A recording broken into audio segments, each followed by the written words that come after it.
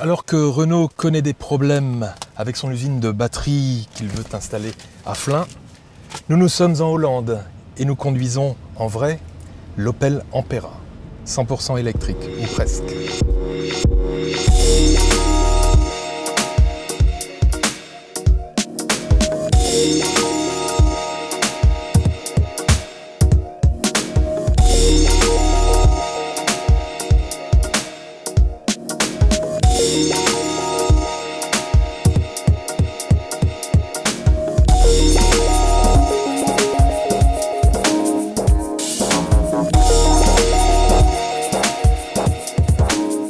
100% électrique, l'Ampera l'est assurément. 100% électrique parce que les roues avant sont entraînées par des batteries, par un moteur électrique. Quand les batteries arrivent à 30% de leur capacité, le relais est pris par un moteur essence, un 1,4 litre, qui ne vient pas entraîner les roues, mais qui vient aider la batterie à ne pas se décharger davantage et garder ses 30%. Les batteries sont donc le nerf de la guerre pour cette voiture. Il faut 4 heures sur une prise normale d'appartement pour recharger les batteries à fond. Une fois qu'elles sont chargées, elles autorisent à la voiture entre 40 et 80 km selon le style de conduite. À ce point, l'Opel Ampera pourra consommer 0 litre d'essence et Opel précise qu'il faudra quand même 1,6 litre pour atteindre les 100 premiers kilomètres en complément de la charge de la batterie. Côté style, on retrouve la calandre que l'on trouve classiquement sur toutes les Opels actuelles. En revanche, l'Ampera inaugure avec ses formes de parenthèses inversées, détail qu'on retrouvera sur le futur Opel Zafira. Une autre particularité sur la nouvelle Ampera, c'est ce bandeau noir brillant qui agrandit visuellement les vitrages latéraux.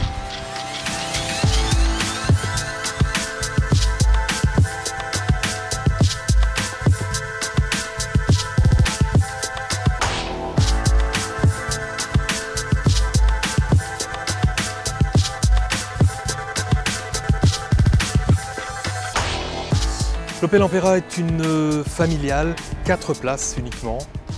Elle a 2 sièges à l'arrière. Son coffre n'est pas immense, 310 décimètres cubes cependant. Le cache-bagages est des plus succincts, c'est simplement un petit tissu tendu. Le plancher est assez haut, il y a des batteries dessous. Et pour avoir plus de place, une seule solution, enlever la partie centrale qui est scratchée au siège et basculer le dossier.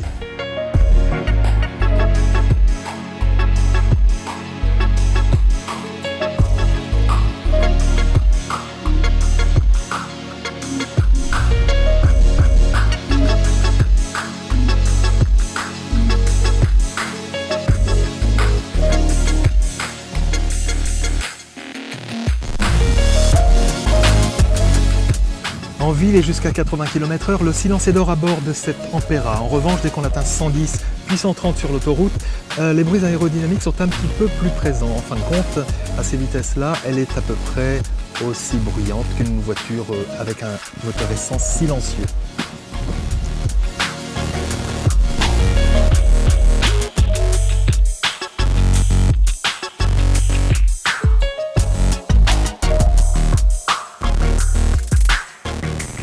Ça y est, ce qui devait arriver arriva.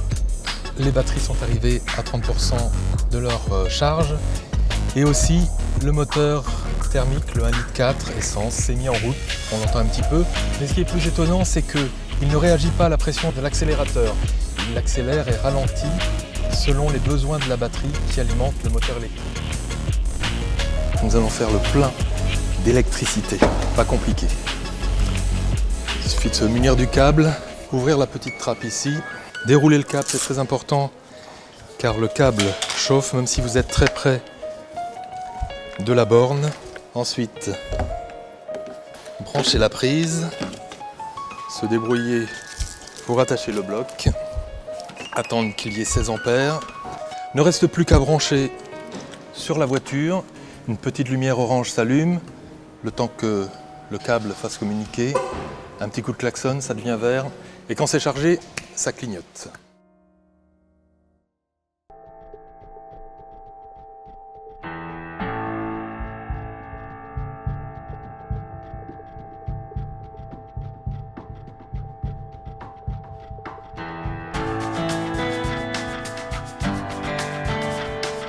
Au final, après avoir effectué quelques trajets en ville, sur la route et sur les autoroutes de Hollande, le sentiment que laisse cette Opel Ampera est un sentiment de cohérence quant à son mode de propulsion.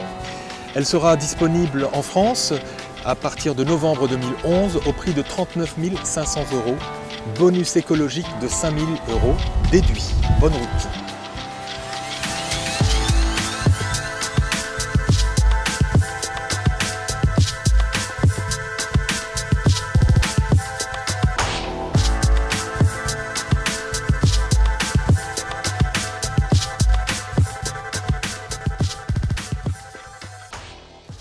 Branchez la prise.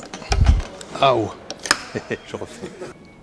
Cette Opel Ampera laisse un sentiment de cohérence. T'as dit Opéra. Pardon, répète parce que T'as dit Opel Opéra. j'ai dit Opel Opéra. Antera. Ensuite, branchez la prise. Et je suis pas du bon côté. Sur autoroute et en ville, en Hollande.